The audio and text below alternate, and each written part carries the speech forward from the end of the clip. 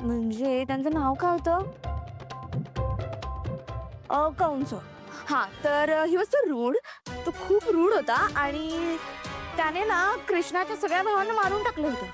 आणि जेव्हा त्याला कळलं की त्याच्या बहिणीचाच हा मुलगा आहे कृष्णा, तर त्याने रिव्हेंजचा प्लॅन बनवला. पण कृष्णाने स्वतः हिरो बनून त्याचाच वध करून टाकला.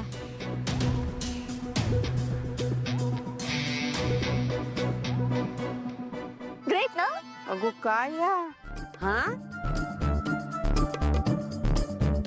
आणि इंग्लिश शब्द त्याच्यात घुसू नकोच होय.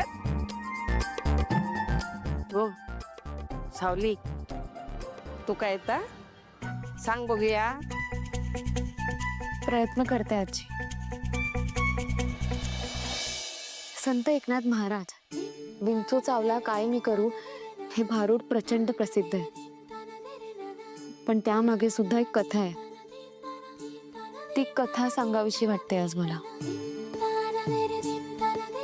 संत एकनाथ महाराज नदीवर अंघोळ करत असताना त्यांना नदीत बुडणारा एक विंचू दिसला.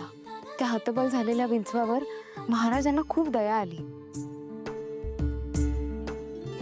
म्हणून काहीही न विचार करता, कोणताही विचार न करता, त्यांनी आपल्या दोन्ही हातांनी त्या विंचवाला उचलून नदीच्या काठावर ठेवलं.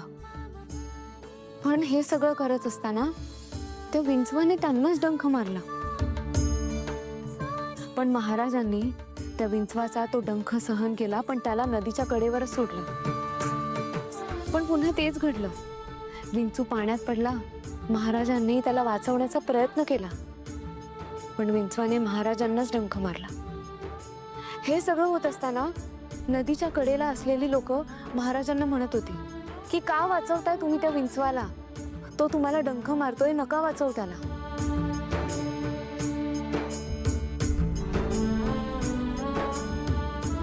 तेव्हा संत एकनाथ महाराज एकच म्हणाले की डंख मारणं हा त्या विंचवाचा गुणधर्म आहे,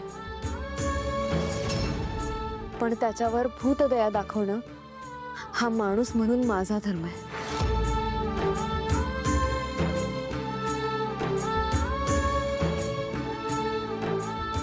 यातून एकच कळतं, अधर्म करणाऱ्याबरोबर नेहमी अधर्मी वागून चालत नाही.